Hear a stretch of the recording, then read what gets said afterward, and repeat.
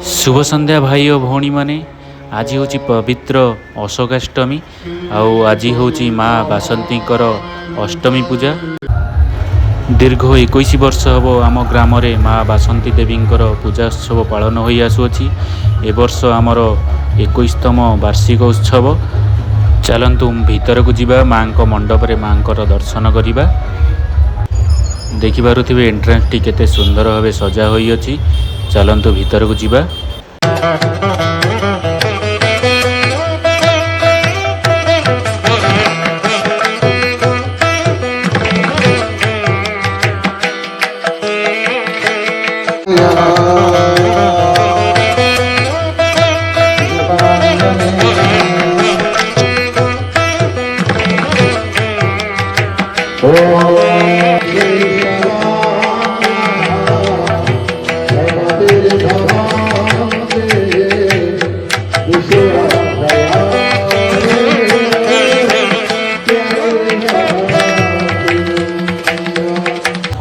केते सुंदर भावे माँ दर्शन है। ये माँ मंडप साइड्रे अवस्थित आमर माँ वज्र महाकाली मंदिर। चलतु माँ दर्शन करवा। आज माँ बासंती अष्टमी पूजा उपलक्षे भोजनर आयोजन करा जायछि।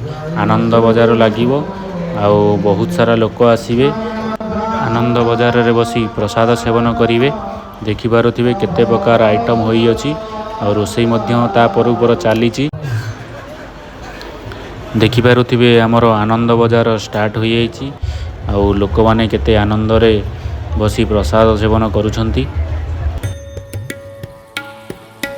आनंद बजार पई भिड़ देखिपारुथिबे को हिसाब रे प्राय आखपाख सबु ग्रामर लोक आसीछंती। आज आमर अष्टमी पूजा उपलक्षे सांस्कृतिक कार्यक्रम रखा जाइछि, जो थे देखिपारे केते सुंदर भाव स्टेज टी सजा जाइछि।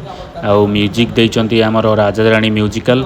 देखिपारे केते सुंदर भाव सजा होइछि आउ केते भलो साउंड भी आसुछि।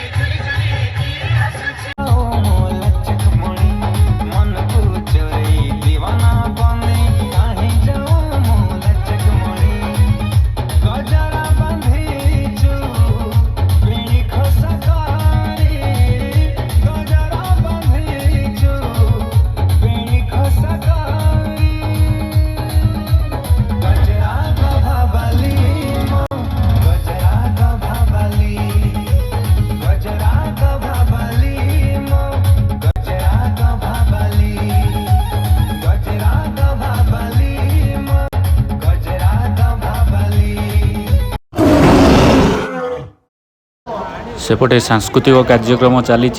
एपटे आमर मीना बजार पड़ी। छोट पिला माने केते खुशी रे एठारे खेलुचंती। देखिपारुथिबे केते सब प्रकार मीना बजार पड़ी।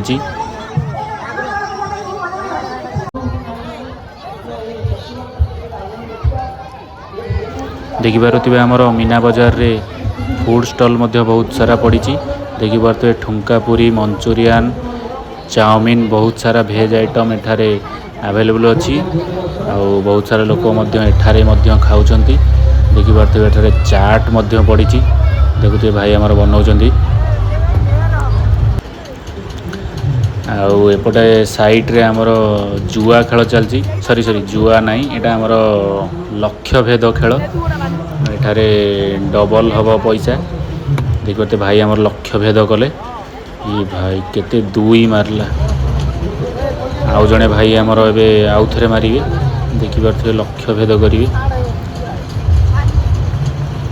ये भाई पूरा अर्जुन भाया मारुचंती भाई आमर।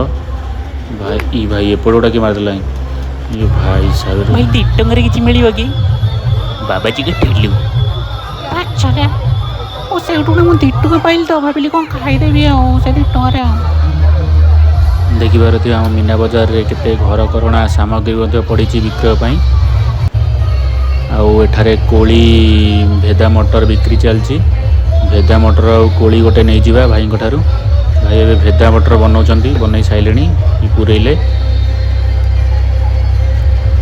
ନେ ନେ ନେ ଆଉ ଭାଇ ଗୋଟେ କୋଳି ବନେଇ ଦିଅ। ହଁ ଭାଇ ଏବେ କୋଳି ବନେଇଲେଣି, କୋଳି ବନେଇକି ପୁରେଇକି ଦେବେ ଆଉ।